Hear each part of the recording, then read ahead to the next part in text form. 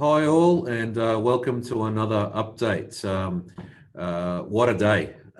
Today was a day with I guess the third round of stimulus package has been announced. $130 billion worth of expenditure that the government's put on to help us get through this pandemic and economic crisis that's followed that. Now, an amazing amount of money has been spent in the economy through all three stimulus package. If you want to put the PM's words, more of a safety net package rather than a stimulus. Now you can actually see throughout these three packages, now remembering the second package was really just an extension of the first, that we really have gone from a stimulus package to realistically a safety net. So if you have a look at how the actual stimulus packages have been constructed, go back, and I know it feels like a lifetime ago, if you go back to the first one that came out, remembering it was $150,000 worth of assets that you can buy before 30th of June to stimulate the economy and get a tax deduction, and there was incentives for depreciation, even if it was over $150,000 and all these things. And we all thought that was fantastic, basically in the first package, but mate, that's just gone. Yeah, of course it's still out there. And I guess my next point is to say that this third tranche now is actually, hasn't changed any of tranche 1 and 2, but isn't it interesting now that we've gone into, hey, we need wages, we need to make sure our employees are paid, rather than actually worrying about spending up to $150,000 in assets. So just goes to show that the government itself didn't really, at the start, appreciate how much we needed to do and how much the economy was going to get turned off. Like, you think about it, the economy is slowly being turned down, i.e. businesses are closing down because of the social distancing, I guess, laws, I guess, that there are now that are going out there to reduce interaction and the spread of the virus. But I hope you can see now that that realistically the first few that are still available are now being ramped up, and even the terminology has been changed from stimulus now to safety net, and the amount of money, the quantum of the money that's being spent, 80 billion or something on the first few, and now another $130 billion just to get us through the 6-month period. It's just an absolute amazing amount of money that's out there. And so the purpose of these videos is to cut a lot of the noise out there that you're hearing, and just to get right down to the detail of what we actually can use in our businesses, and how to make the best advantage of that. So just going through a few other things. As you may have seen from an email that we sent out probably this morning, you might have received it in your inboxes. We're doing a lot of work on the Queensland business loans. So they're all available now, and it's all to do with your wages that you have paid in the prior periods. And I've spoken about this before, but that is actually out there now. Applications are in there. I think it probably will be oversubscribed. Just a quick synopsis: you can borrow up to $250,000. The first $100,000 unsecured. Anything above $100,000 is a fixed and floating charge, so not tied to real property, more so to the entity that's borrowing the money. First year, no repayments, no interest. Years 2 and 3, interest only. Years 4 to 10, P&I till you pay back the money. Interest rate 2.5%. A very good stimulus package by the Queensland government. And if that's something that you're thinking of doing, please get in early. I think it might be oversubscribed. We've prepared a bit of a tool to help out our clients applying for this package. So please let us know if you want us to work on it, because it's such an important package, and I think something's going to be very popular.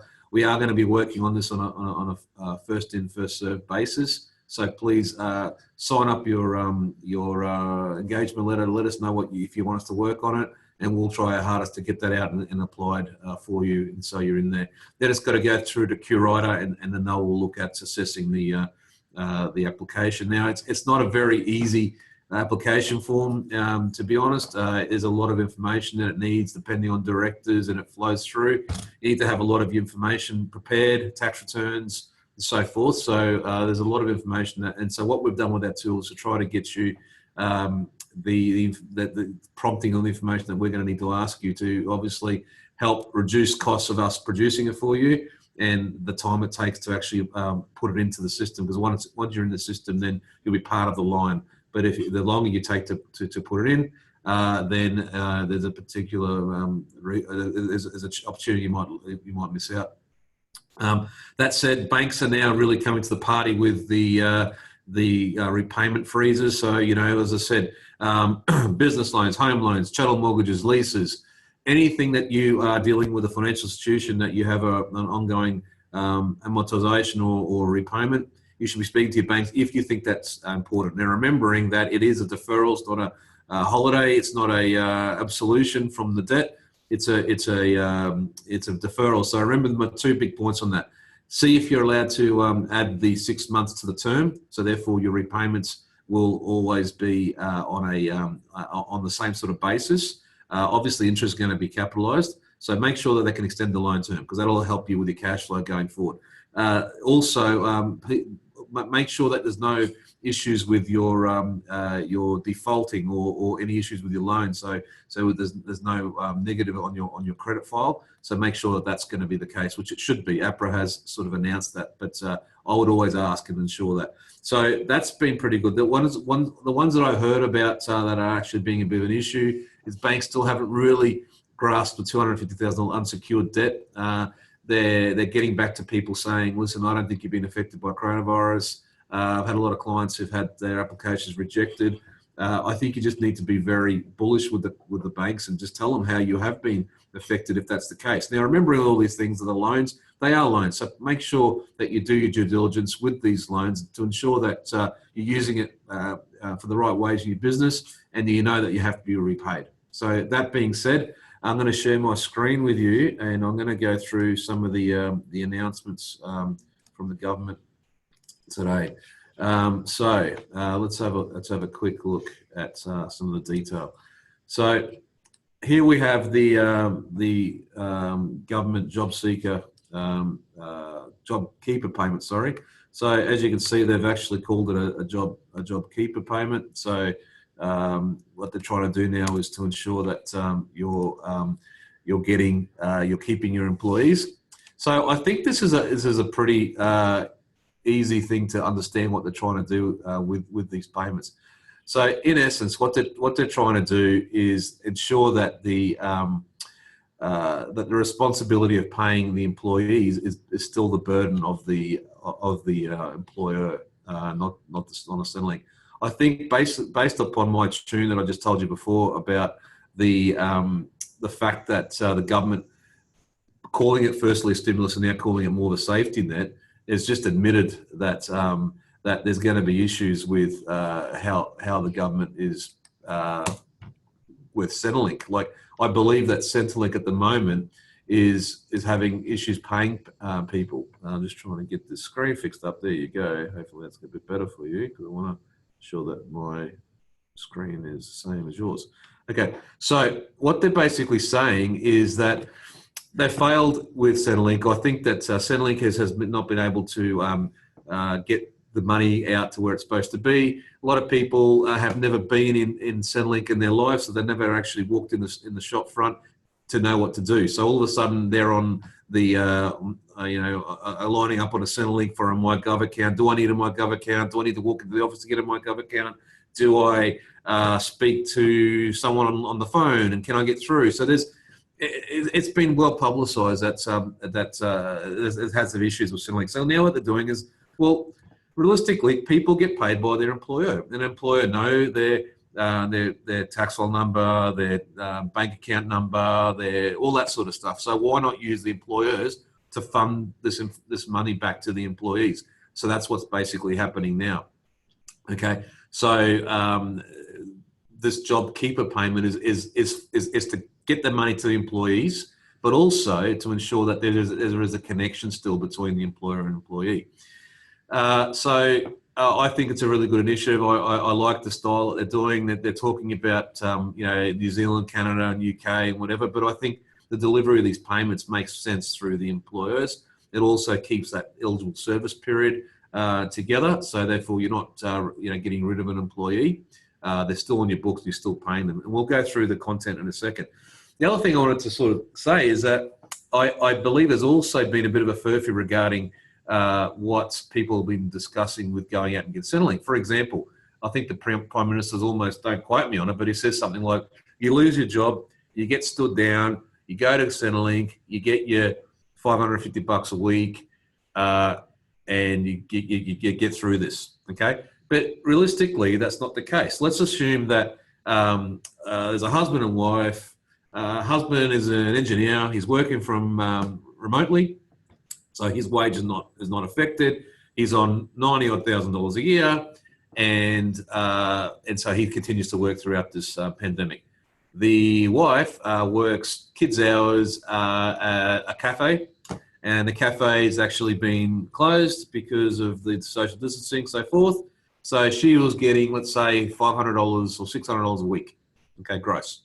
So she has lost her job, been stood down. So she then, according to what you are hearing out there, rocks up to Centrelink and says, okay, well, I've lost my job. Can I get my my payment from Centrelink? Well, because of her their family income being above around, I think it was about $48,000, they can't get it. So therefore, it's not true that you can lose your job and go get that. However, that family has just lost $600 a week gross. So I think these announcements, they're understanding that's a problem. So I've heard, and I've got my own written notes here. I think that they're going to increase the household income to around about just under $80,000. So in that case, again, she probably wouldn't be able to get much or anything. But you know, it's moving it from 49 grand to nearly 80 is going to make a massive difference for a lot of people. Okay, let's go into the this JobKeeper payment. So JobKeeper, let's keep our employees. So let's have a look. What are our how do we get this whole thing, right? And I've actually got through to the ATO. So if you have a look at this website here, so take a snapshot of that. So ato.gov.au/general/gen/JobKeeper-payment. And I think that's it. I think this bottom bit, you don't care about that. And I believe that will get you to the JobKeeper payment. Now, that said, what you do at that point in time, you have to now register for your JobKeeper update. So you can't apply from here. So what happens is this is your first point of call. So go on here if you believe you're eligible for it and just go and register. So click on the register button and it should come up, put your business name. I would, it doesn't actually say what, but I would put your legal name there. So that's the company or the trust or whatever it might be, not your business name. So not, James's coffee shop. Put down your proper business name there.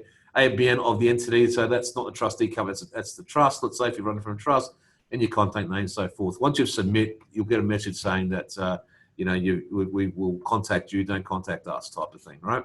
So if we go back to that, so we register that. Once we're registered, we need to speak to the ATO about the employees that we believe that will be on this. Okay, so we provide information to the ATO. Now, so the beauty of what's happened now with single touch payroll, and surprise, surprise, the ATO. This is one of the reasons why the ATO is really excited about delivering the payments through there.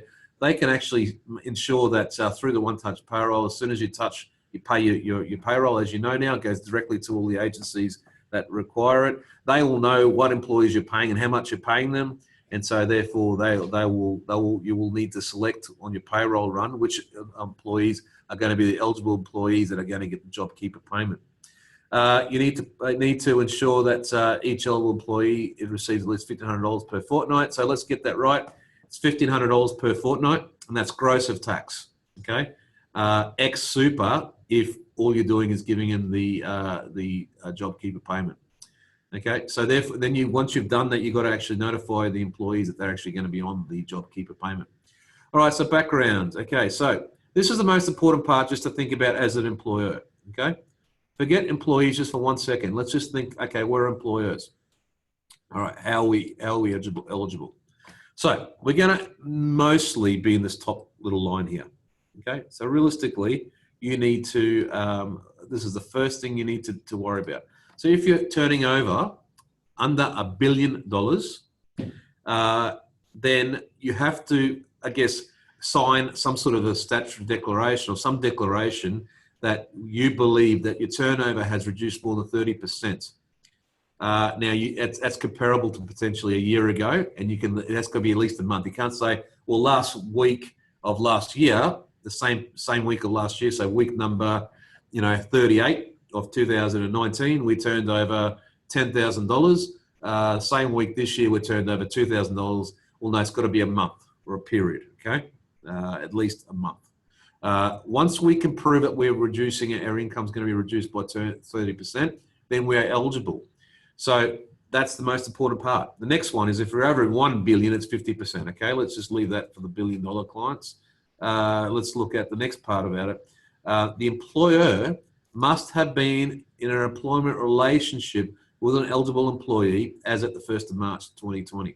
Okay, and confirm that each employee is currently engaged in order to receive JobKeeper. That does mean the people, if you stood them down, you can still re-engage them again, but they had to be employees that are eligible at the 1st of March 2020. So if they're just brand new ones, they won't necessarily, under these provisions just yet, be eligible for the JobKeeper payment. All right. So in your case, think about it. You're going to have a couple of different clients out there. You're going to have people who are going gangbusters, and this whole, they might be toilet paper manufacturers. Okay, so they're actually going crazy. So they're not going to have a 30% turnover reduction. They're under $1 billion of turnover potentially, but they won't be able to be eligible employers. Okay, so forget that. The next people are going to be people that are wanting to operate their business and keep that going, but they might have had a 30% reduction in their turnover, and it might be builders who are not getting as many quotes, or not getting a lot of domestic work because people don't want them at the house, that type of thing. So that those clients, those businesses are trying to keep on going, but they believe that their turnover is going to be affected by 30%. Then there's going to be the last sort of category where you've had to, by the law, social distancing, restaurants and gyms and other like businesses that have had restrictions placed upon them just can't operate at all. Therefore, they've lost 100% of their income. So they're obviously going to be eligible. So if your business is in that case, no income or 30% drop, you're going to be, by definition, eligible, provided you had an employee at the 1st of March 2020. All right. So now let's look at eligible employees. So we know now that we're an eligible employer for this JobKeeper. How can we be an eligible employee? So eligible employees are going to be currently employed by the employer. Okay, so even those that are stood down and been rehired were employed by the employer at the 1st of March 2020. This is very important, they are full-time or part-time. They are either long-term casuals, so it's a casual employed on a regular basis for longer than 12 months, as at the 1st of March, not today, 1st of March 2020. They're at least 16 years of age, at least an Australian citizen. This is going to be relevant for a lot of my hospitality clients. Holder of a permanent visa, protected special category visa holder, a non-protected special category visa holder, has been continuously residing in Australia for 10 years or more, or a special category subclass 444 visa holder, and is not in receipt of a JobKeeper payment from another employer. So obviously some employees are intermittent. They might be working for various cafes or businesses if they're part-time, or if they're casual for over a year. So they might have other employers that they might be eligible for this JobKeeper payment. Well, they can't go out and claim it from various employers, right? So and the single touch payroll will work that out. So obviously employees that you are working full-time for you, it's pretty much going to be you, unless there's something they're not telling you. But for people who are casuals and part-time, it's very important to, if this is something you're going to be using, you speak to them and you take them as part of your JobKeeper subsidy. Okay, so very important. Okay, so that means First of all, now we know what's an eligible employer, 30% drop in income, under 1 billion, an employee at the 1st of March 2020, okay? Those three little components. Eligible employee basically has to be a full-time, part-time, or long-term casual, okay? They're the they're the eligible employees. So now that we know that we're an eligible employer and we've got eligible employees, well now, do we want to do it? And are we going to apply for it? So remembering the $1,500 per fortnight, $750 a week, is in essence to the employer a subsidy, okay? So it's not like they're paying you and you paying the employee the same amount of money. It comes to you as a subsidy and you are paying them as an employer payment, employee payment, okay? So how do we apply? Okay, so if you've got employees, you have to register your interest. I just showed you that website. So go back to that thing here, okay? Do that. And then once that's done and the information's out there, don't forget that this is information that's got to go through the normal parliamentary process. So it's got to go through both houses of Parliament. It's got to get in royal assent, and then it becomes legislation. Then the legislation will be discussed with the ATO. How are we going to deliver this? They'll obviously have their own portal, whatever that's going to have to be done to get you the application form. What we've done now is preempted, so the government has told the ATO, hey, this thing is going to happen. We believe it's going to get ratified. We don't know how, the amount, whatever, but start getting some information out there so we can get these things rolled out. Now, remembering whether you've heard this, if you have a look here, the ATO will pay these to you on the 1st of May of the subsidy, which means that it'll be backdated. So if you've got employees that you are paying now, they will get backdated, okay? But the issue is, yes, it's to pay it forward. You have to pay the wages first and then ask for the, I guess, the subsidy, which is going to be paid out to you. It's almost like a reimbursement, I guess. Okay, so once we do that, then we have to identify the employees that are going to get these job seeker payments, and every month we're going to have to provide updates to the ATO. We don't exactly know how that's going to happen, what form, probably through one-touch payroll, maybe some other form. Anyway, the detail is that we'll worry about that later. Let's worry about whether we're eligible and if we're going to do it. Okay. Now, if you are going to do this and the employee and the employer agree that's going to be done, you have to pay them at least $1,500 a fortnight.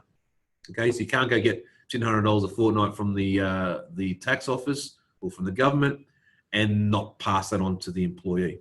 Okay, so there's going to be those type of situations where some employees are under $750 a week. They get the $750 a week, and you have to pay them that $750 a week, right? This is pretty cool too. This is businesses without employees. So business without employees. So let's say you're a self-employed business, or you're like a contractor. Well, you actually are allowed to claim this. Okay. So business without any employees. So you're the only one who works for yourself. You just need to provide your ABN for your business, nominate an individual. So if it's company, or if it's a trust or a sole trader who is going to receive these JobKeeper payments, you'll have to do a declaration and you update the ATO the same way. Okay. So the good thing about it is self-employed people will still get access to it. Now, this is a pretty cool example here that they put through the announcement. So let's have a look at this one. So Adam's one of those people who is affected by the coronavirus and affected by the downturn in the economy, but hasn't decided to shut down shop. He's working with the I guess with what he has to encounter out there. Doesn't want to get rid of his staff yet. Thinks he can still make a difference, but unfortunately, he believes that his business will be affected by at least 30%. Therefore, eligible employer. He has had employees. He's got 2 employees, Anne and Nick, and so he ticks the boxes. He's under $1 billion. So as long as he can prove that he's had a reduction in income by 30%, he's an eligible employer. He's got eligible employees because he's got a full-time employee, which is an eligible one, which is discussed before, and he's got another one who's a permanent part-time. He's an eligible employee. So because they're actually they're both an eligible employer and an eligible employee, they can go forward and do this, right? And full-time, she gets $3,000 a fortnight. gross and before tax, and Nick, permanent part-time, gets $1,000 a fortnight gross, and they're both going to continue working. So what's going to happen here is that, so Adam, the business owner, is still going to pay Anne because she's on full-time. She's still going to get her $3,000 a fortnight. Nothing's changed with her. She gets a tax taken out and super paid the whole $3,000. No problem. Nothing changes for her. Takes home a salary home. What the difference is that Adam, the business owner, will get $1,500 per fortnight as a job seeker payment to subsidise the cost of Anne's salary, because obviously the business isn't doing as good as it was before, and maybe she's not hasn't got as many listings in this case. So the government's helping you keep her employed by, instead of saying to her, drop wages, drop hours or whatever, that she's keeping her on. Now, this is where you can actually start to potentially do some modelling, and we're going to try to do some modelling and get some spreadsheets done where, you know, if the government is paying, subsidising a portion of an employee's wages, you might start to think, well, actually, for an extra $1,000 a week, after I get $1,000, I'm getting, well, let's say that, for example, it's $1,000 to keep an employee, and you're getting $750 a week from the government. Well, you think to yourself, okay, well, for an extra $250 a week, I'm getting that employee working full-time hours. I might as well keep them on, even if I'm not earning a lot of money, as long as they pay back their wage plus a bit more. So it's going to be actually worthwhile. So that's the modelling that we'll do. Again, this is very fresh, just came out now. So when we get more information on how it's going to work and the mechanics of it, we'll be able to do some more work on it with you. Okay, what's important with this particular example is that, so Anne's getting a full-time salary, nothing changes, and super, but the net cost to that employee now for Adam is $1,500 a fortnight rather than $3,000. Now with Nick though, a little bit different. Nick still gets his $1,000 a fortnight, which is his salary, and he gets his super on that. But however, because they're registered for the job keeper, he actually gets paid an extra $500, so he gets $1,500 a fortnight. That $1,500 gets paid to Nick, so he actually gets $500 a week more. Now, and the additional $500, which is the job keeper payment portion, you don't necessarily have to pay super on that. You can ask for it, or you don't have to do it. There's no legal retirement. So that's how it works in mechanics. Okay, so if you think about it, if you told Nick, hey mate, listen, there's no work for you anymore, you need to go to Centrelink, you stand Nick down, he walks up to Centrelink, and he could probably get, depending on his personal situation, his other income, which let's say is nothing, the assets test is waived now, the waiting is waived. Let's assume that he's a single person, no dependents. He probably get $1,100 a fortnight now from Centrelink. Okay, so the job seeker payment. Okay, however, by electing to keep or by doing this new job keeper, Adam will actually be entitled to $1,500 a fortnight. So he's going to get an extra, say, $400 a fortnight, and he is working and his job's kept. Okay, and realistically, it's not costing the business any money to keep this guy on. Okay, so that's pretty cool. Okay, and again, he's not retrenched, he's not let go, his eligible service period for a long service leave, all that sort of stuff keeps in play. So it's a win-win for both parties. Okay, so I think if you understand that. Now let's assume that now in the next example we're looking at, okay, this is a beauty salon, it could be a restaurant, it could be a gym.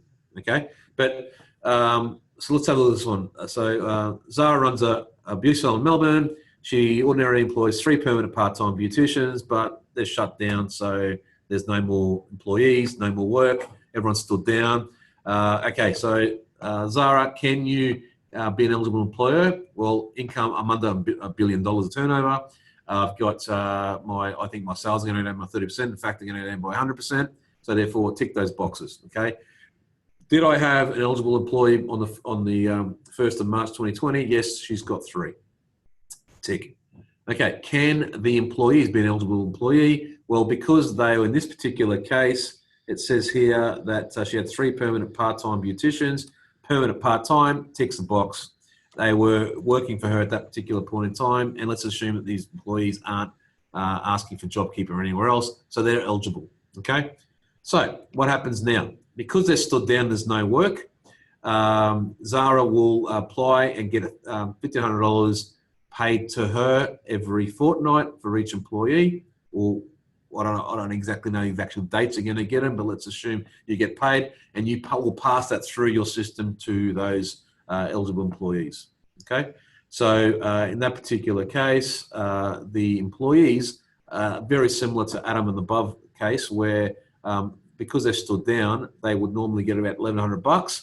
In this case, they'll get $1,500 a fortnight, and they will have that connection still with the employer. And instead of having to go to Centrelink and fill out all those forms, and they might have partners who have too much income and that sort of stuff, they get their money. So it's a massive benefit for doing it through here. Okay, so that's how it's going to work. Zara doesn't lose anything other than the income that she's losing. She's getting the money to pay those employees, but she must pay them the exact amount of money of $1,500 per fortnight. She can't deduct, make it any less than that. And remember, that's gross. That's before tax. All right. Hopefully that makes sense.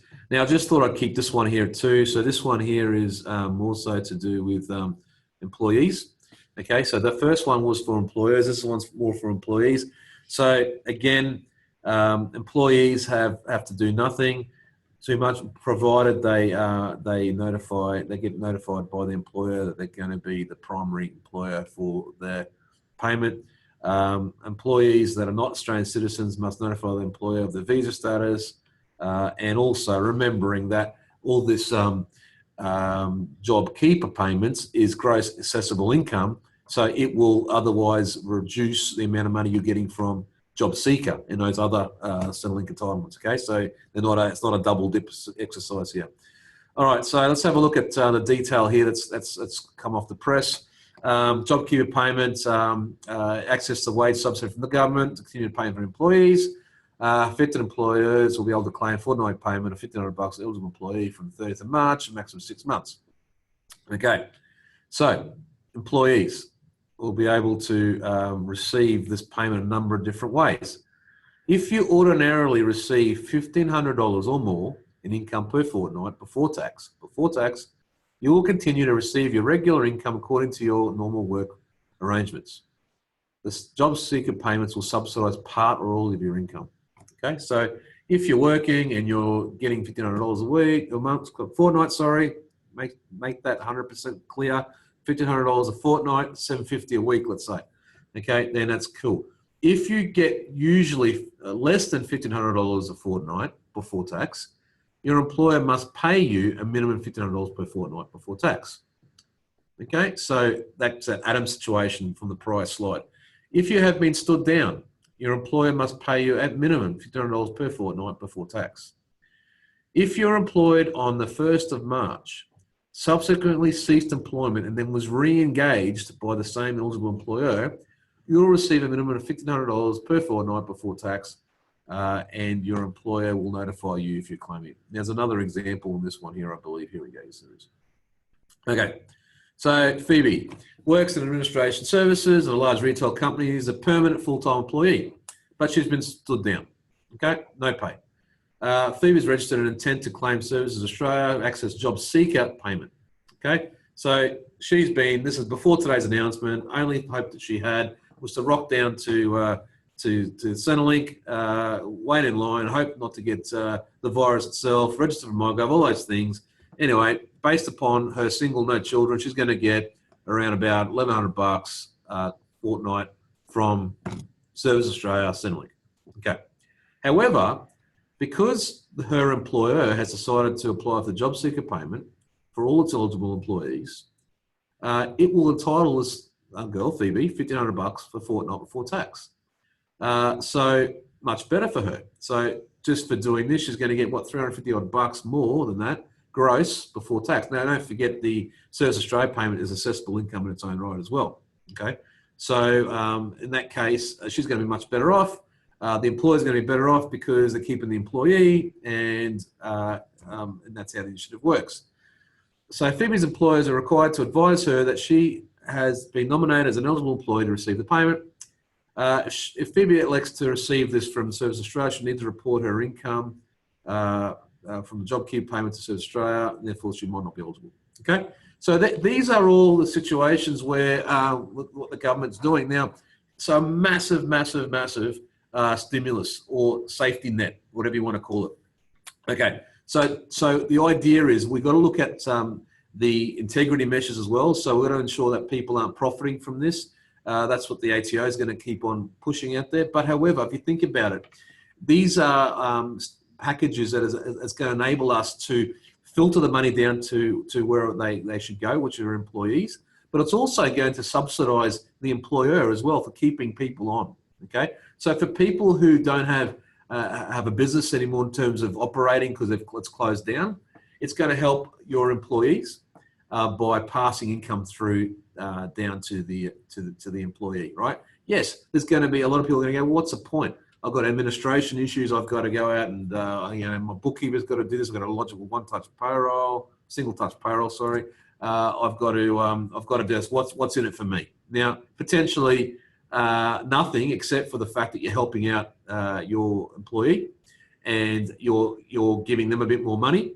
And you're hopefully keeping that connection together. So when you start firing again, you can start. When I say firing, I don't mean the actual firing, but when you're starting to run your business again, you're actually out there and you've got that person connect to your business and go out.